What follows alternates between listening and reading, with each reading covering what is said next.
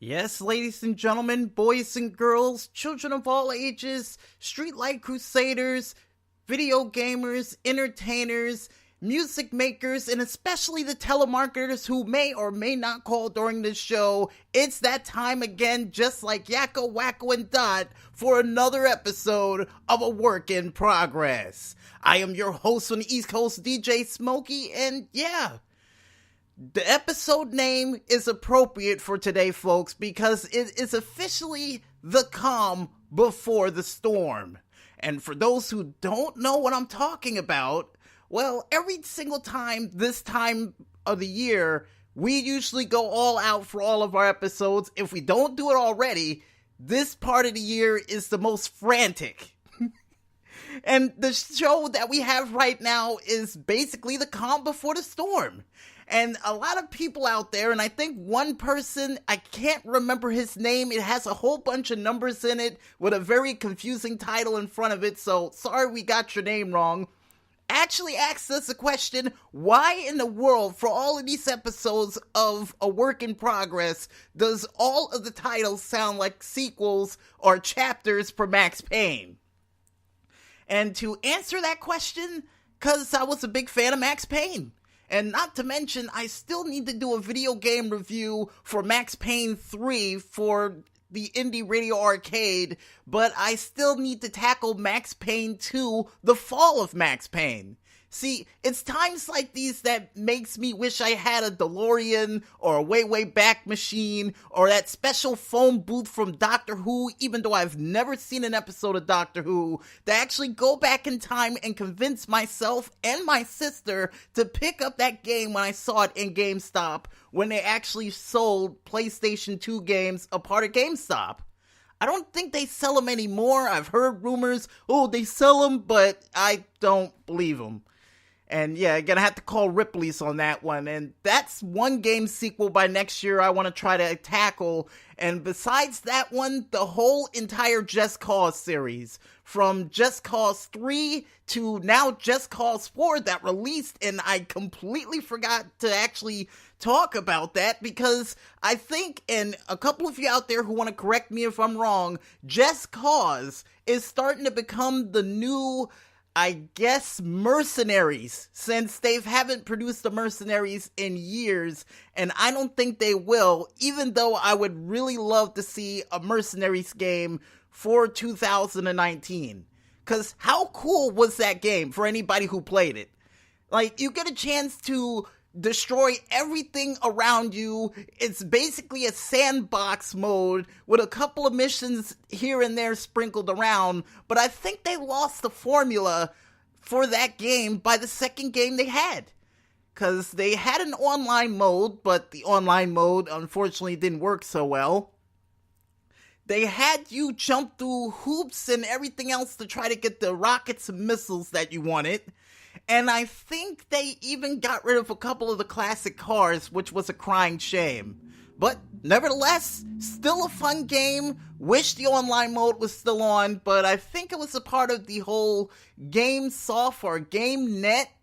I keep on forgetting. It's the one online game company that they had that. Oh yeah, thank you, Maestro. GameSpy. GameSpy unfortunately shut down, so that means all the games that was related to GameSpy for online servers shut down too, and I think that included Saints Row 2, and Saints Row the 3rd, and Saints Row 4, which is absolutely sad, because I wanted to play that alongside with a friend of mine, Jay Meeks, who actually had the game to do the story mode campaign and actually tell a video game story for that in the near future. Looks like that's not going to happen, but, we may still have a video game story for Saints Row 2 in the near future again, probably around the month of madness. Not too entirely sure. And besides game sequels, folks, we jump into something that I wanted to talk about for the longest amount of time, seeing the fact that we're in the holiday season. people doing covers for Christmas songs. And man, oh man, I wish that my sister and my mom were still up here in Jersey so we could drive on over to the Rockaway Mall right by FYE so I can find out who in the world did this heavy metal cover of the 10 Days of Christmas, but the 12 Days of Christmas, someone did a heavy metal cover of that song by going, on the 5th day of Christmas, my true love gave to me, and then would go into like a hard rock or metal like sort of riff, and then would start listing the things that he got, which was absolutely awesome to hear. And I even walked into FYE. I remember this. I walked into FYE, asked them who did the song, and I completely have a mental cloud in my head of who did it. But if any of you out there who knows who did that song, please, send me your information. Let me know who made the song so I can listen to it prior to Music Village for this Friday. And for Music Village for this Friday, for the 240th episode, we almost forgot to mention to you guys for the Tuesday night special that this is going to be the last time for this year that you guys can ask me questions a part of Music Village, because by next week we're entering full-on year-end mode and we'll start mentioning awards for the Indie Awards. And by the way, still pending on the said date that we're going to have for the Indie Awards. And as a little hint, and I think to make it a little bit easier for us, it will not be on the weekend of Super Bowl Sunday. Now, we're saying that because if there's a chance that the Pittsburgh Steelers somehow make it into the Super Bowl, with the fact that my family are Super Bowl, Pittsburgh Steeler fans, if they make it in, yeah, we are not going to be able to do that show with everybody going, touchdown, baby! Yeah! Yeah! Yeah! Oh, man. But, go Steelers. Good luck to those guys. I don't know what their position is in the, rankings for football for the, NHF or the AHF. See, I don't know that much about football. On their side of the coast, hopefully their rank is high, next to the Bears or something. I don't know. And speaking of people doing song covers, folks, one guy we found on YouTube a while back ago named OHP started doing some beautiful covers of classic songs that I used to listen to back in the day, along the lines of not only Don't Dream It's Over, he did a cover of a Rihanna song, All That She Wants, Ace of Base. Yeah, there was a lot of great songs this guy did a cover for, but I'm still waiting to hear him before the end of this year, or hopefully by next year, do a wonderful cover of the song Cars by Gary Newman. Because he reminds me a little bit of Fear Factory, and to hear him do a cover of that would be nice.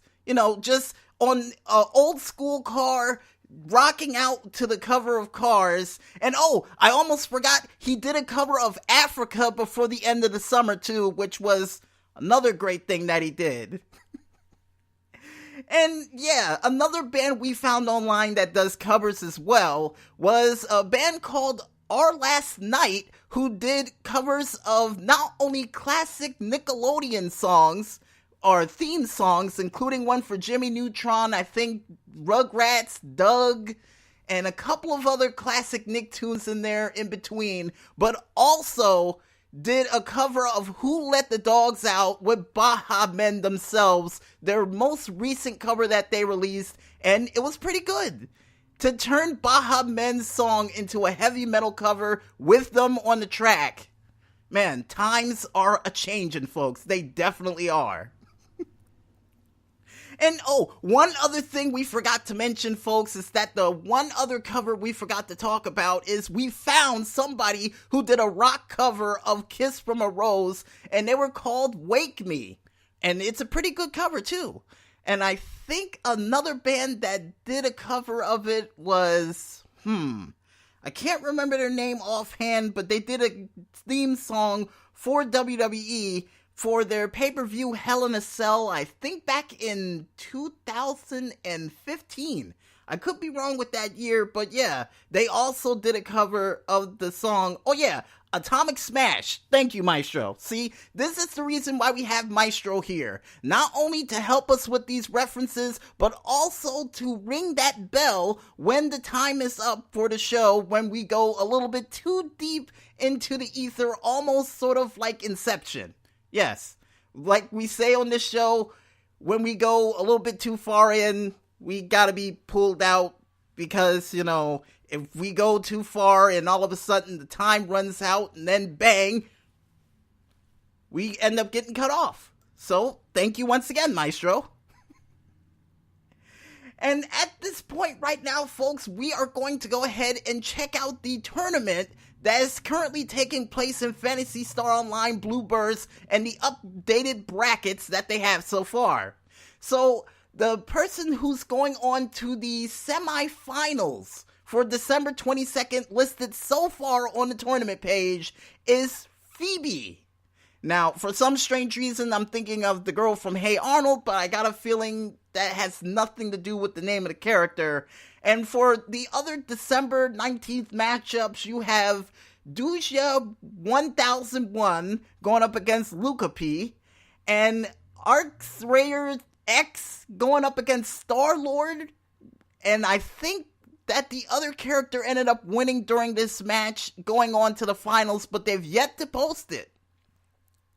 And you also have Usagi going up against Shotgun, and I think Shotgun won his part of the tournament, but still hasn't posted a picture up for it, which, once we get the results for that, folks, we will mention that to you, a part of the, hopefully, Sunday edition of A Work in Progress that will take place around this same time area.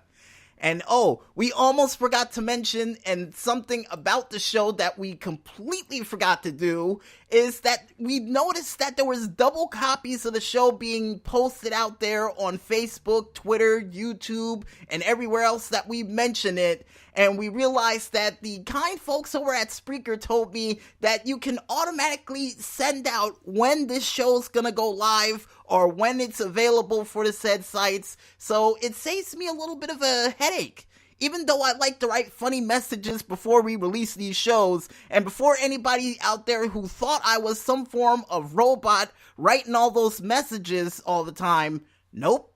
That was me actually writing sincere messages of what you can expect for all the shows. And one actually got a little bit of a laugh from my father. So I think I can retire from comedy, and it had to do with the recent episode of Under the Radar that actually involved the whole Christmas ornaments flying throughout the air like nothing.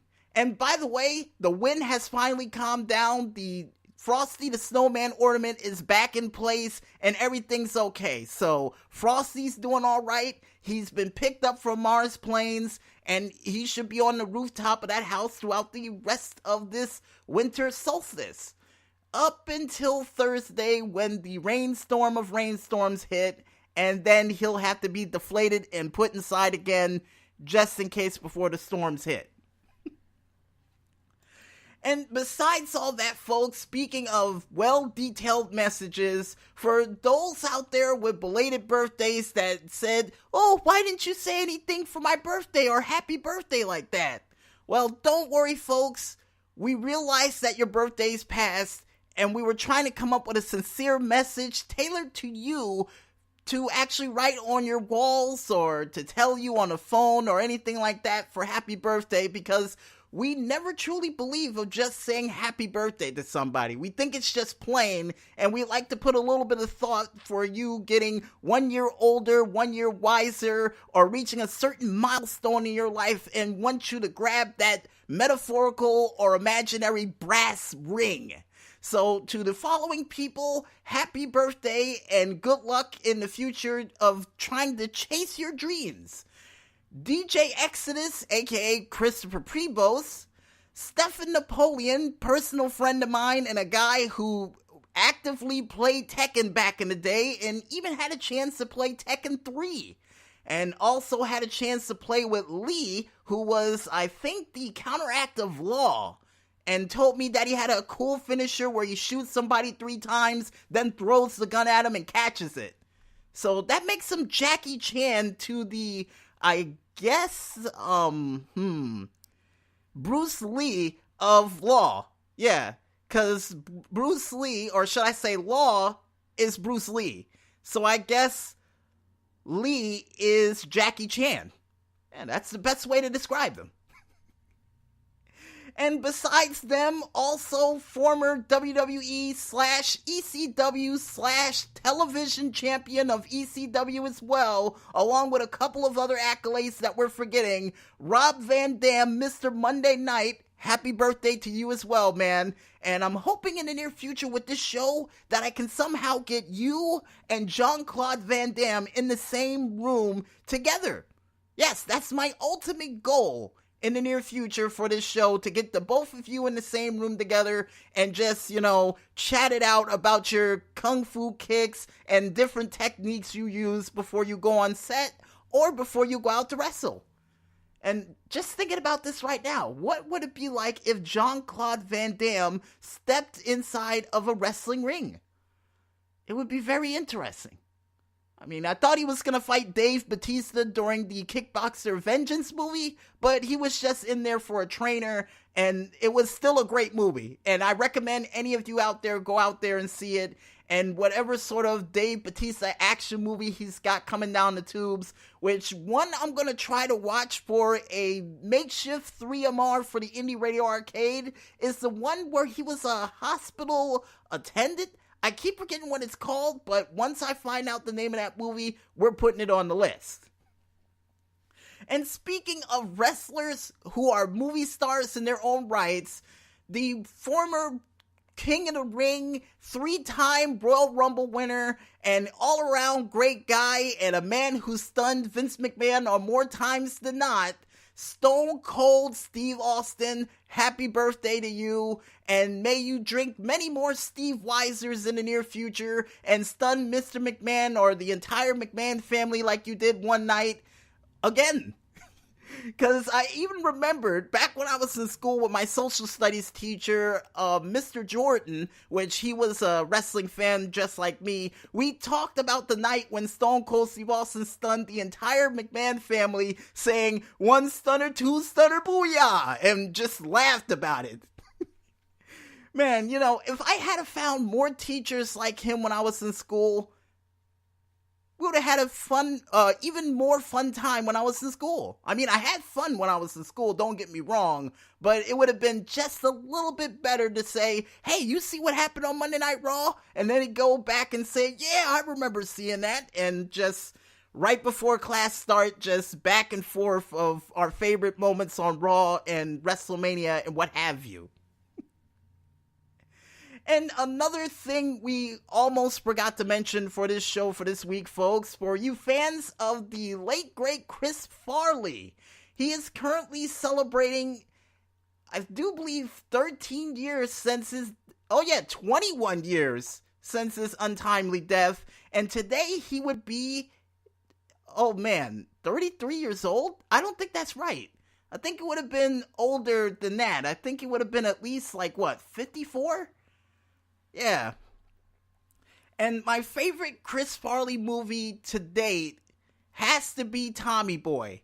That and the one that he did with David Spade again that was in the forest, where David Spade, who got mad at a couple of these kids who beat him up, said he was going to get those kids back by not only doing a rapid punch, a sleeper hold, yes, a sleeper hold, and then would also say a pile driver, and would do the motion of all the different moves that he said he was going to do to those kids when he found them, but I don't think he found them. And Maestro's wondering why in the world is my favorite movie Tommy Boy? Well, it's because of not only a random deer who almost got hit by a car that tore Tommy's car up, or more or less tore the car up of the guy who was taking Tommy around, but it was also another one of my favorite movies because it featured Dan Aykroyd being Dan Aykroyd, and just Chris Farley being Chris Farley. Yeah, definitely a great duo in movie history between Chris Farley and I do believe David Spade is And I do believe David Spade as well. And I can't wait to see some form of Chris Farley tribute in the near future for this guy, because besides Rodney Dangerfield and a couple of others out there that I can't remember the name of at the moment, definitely legends in the world of comedy. And another big important announcement, folks, for any of you fans out there of 7 Days to Die. They have recently released yet another update for all the bugs that have recently come out. And the following bug update is Experimental B233, which sounds like something that Marvin the Martian would use for his explosive space modulator. And for anybody out there wondering why in the world I remember that, well, I'm a big fan of Looney Tunes. I can't help it. And yeah, another thing that I hope before the end of this year that Cartoon Network does every year is anniversary sort of, marathon for Looney Tunes? I think they do it every year, but as of late, they've been slipping and just decided to let it slip through the cracks. So I'm hoping before the end of this year, they do some form of tribute to Looney Tunes, which I got a feeling may not happen, but could happen on Boomerang. I'll keep my fingers crossed. And if I can't watch that for New Year's, I'll try to watch the marathon for the Three Stooges. Yes, I am a huge fan of the Three Stooges as well, for any of you fans out there. And I think my favorite episode was the one where they tried to bake that cake and it just slapped people in the face and they got in a big cake fight. And I think Moe slapped everybody all at once. Yeah, before he got hit with a whole bunch of flower pots. Yeah, that's the Three Stooges, folks. Slapstick comedy at its finest. And another major thing we need to talk about, folks, and something that we're probably going to mention during the Indie Awards in the near future, just around the Indie Awards, is that on highscore.com, and we completely forgot about this, you can actually check out who's this month's leaders in the boards for the high scores that they've gotten. So we might as well read them off right now, since there's no new high scores until this weekend. And at number 10, you have Connects Paradis, who has a whopping total of 22,400. Then you have, just about 1,000 points above them, Pirate Poliska, with his high score of 23,400. Following up with him with a high score of 25,057 is Jess. Then you have Retro Rob with his high score of 26,460. Dumpy with his high score of 27,599. Then Max Great, which I'm surprised he's at the number 5 spot, with his high score of 29,500. Now, for those who don't know why I'm surprised that he's at this score, is because he still has the highest score listed for the pinball for well over 32 million. So, yeah, he's at number 5? Well, okay, at number 4, you have Il Seabass with his high score of 36,303. Above him is Mike Dietrich with his high score of 76,015. Then at number 2, and the runner-up for this month, is G. Tibble with his high score of 90,214. And finally, at the top of the leaderboards, with a makeshift picture of Scorpion holding a ball of flame, with his high score of 138,681, none other than Omargeddon. And I'm not really surprised about that, because, yeah, this guy has been, mentioned more times than less on the Indie Radio Arcades, the Indie Wall of Fame, on several different occasions for high scores. So, congratulations on grabbing that top spot and that makeshift brass ring or whatever sort of prize you're going to probably try to cash in for that said website. And I do believe the next prize that they said they're going to offer up, Nope, actually that was an old prize. And one of the old prizes that you could have won was an X-Arcade dual joystick. Not bad. Not bad. And in our first news story that we have up for this show that we completely forgot to mention on both Under the Radar and for Music Village or any of the other shows we talk about news stories, folks, for you fans out there of the MechWarrior 4 series, or the MechWarrior series in general, they are going to release MechWarrior 5 Mercenaries... Oh yeah, hold on. MechWarrior 5 Mercenaries Unleashed, which is going to come out as of next September next September on the 10th in 2019. So for those who are willing to wait for this said game, which automatically reminds me of a MMO version of Armored Core, this is definitely a game you should check out because you can fully customize your mech to your liking to try to take out your opponents. Now, the only thing this game needs is a chance for you to destroy buildings around you to actually, get an upper hand advantage. Or just to destroy the buildings around you for environmental damage. And I think Maestro, quick question. Was there a game that ever came out that if you caused too much environmental damage to a stage, that the whole stage would just fall apart? No, right? Like, the only one I can think of is, Dragon Ball Budokai Tenkaichi 3. But then again, that only happens when you use Frieza, and I think, Frieza, Cell, Boo, and definitely Kid Buu with his big blast that he does during that game. And I wish there was another version of that game. I mean, the recent Dragon Ball game that they have out is cool, but like I said, I was more of a fan of the open world fighting environment where you could just run up to your opponent or fly to your opponent, beat the crap out of them, throw a bomb, and destroy part of the stage for even more damage. And they need to come out with games like that more often besides My Hero Academia. And apparently, ladies and gentlemen, according to the Maestro, as of this past week, unfortunately, it looks like 3 separate people are looking to sue the said company known as, Epic Games over the Fortnite dances. So not only the hip-hop artist is planning on suing them, and the Backpack Kid is planning on suing them for the floss dance, but the guy from the Fresh Prince of Bel-Air, Carlton himself, which I think is Alfonso something, is planning on suing Fortnite for their said dances because they included the Carlton in this game as well.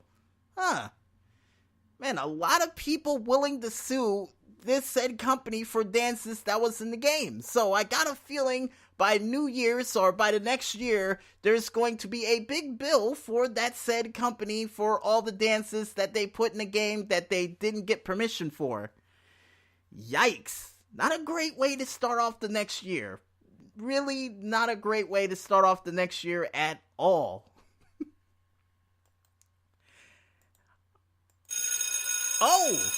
Oh, that's strange. Apparently Maestro has rung the bell early, which means we have to get out of here before apparently a telemarketer or someone of great importance call. So folks out there, thank you for listening in to the show. If you want to listen in to the replay for this said broadcast that ended just about 15 minutes early, why did you do that, Maestro? You can go ahead and check it out on our Google Plus / Twitter page, only known as DOOAgent 0012.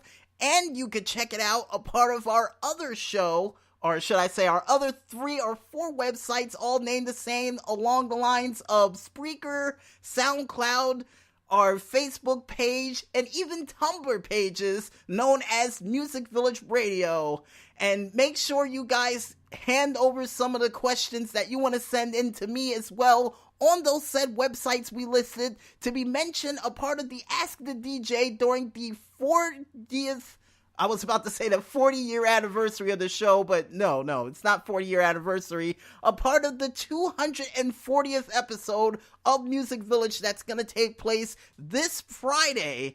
which I don't have a set listed time for, but I got a feeling by next year we're going to have to definitely start listing some times for the shows for whatever big thing we got planned coming in the near future. Like, for example, the 5-year anniversary of Music Village, which is going to take me a little bit of time to do, but I got a feeling if I was Nostradamus for that, yeah, I would say that would come out most likely at 11 p.m. because for any big anniversary show we've done in the past, it's always come out late. Never understood why, but it does. So with all that said, folks, I would like to personally also thank TeknoAxe with the song Streetwalk Manifesto for being a part of this show for this week. As always, thank you once again, TeknoAxe, and for anybody who wants to listen to all of his cool music, you can either head on over to his website known as teknoaxe.com or head on over to his YouTube page entitled TeknoAxe.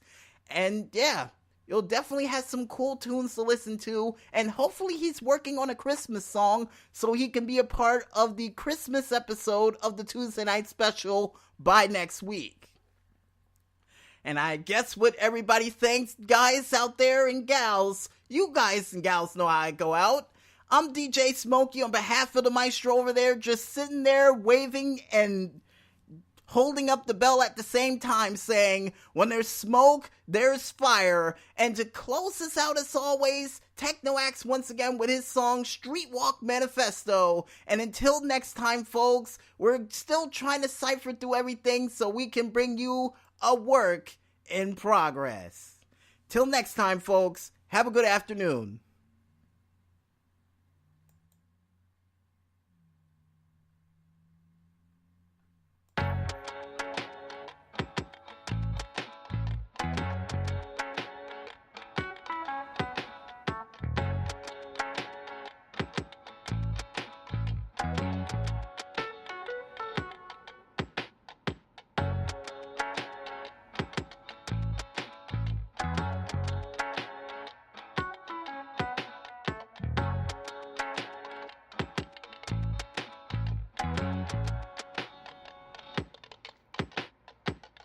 Walk down the street, saying hello to the people I meet, and I'm killing my love underneath the sun, triggering down like the smoking gun. Yeah, I ain't got no plans, just a rusty voice and an empty gas can. My car's broken down a mile behind, and I've got my life set on rewind, baby. I ain't got no plans, just a rusty voice and an empty gas can. My car's broken down a mile behind, and I've got my life set on rewind, baby.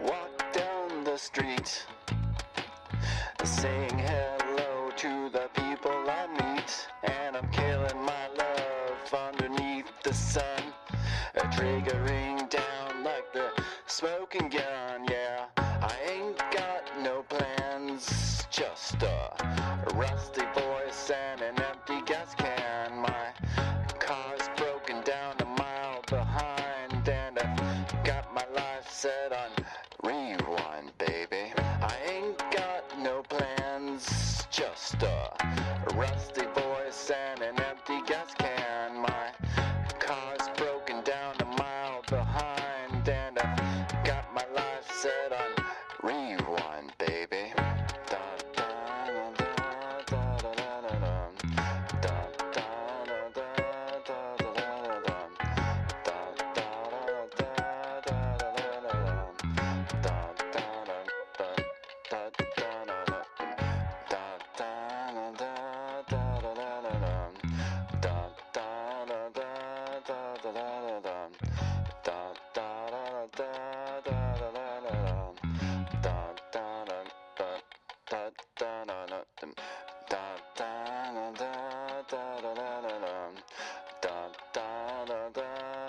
da da da da da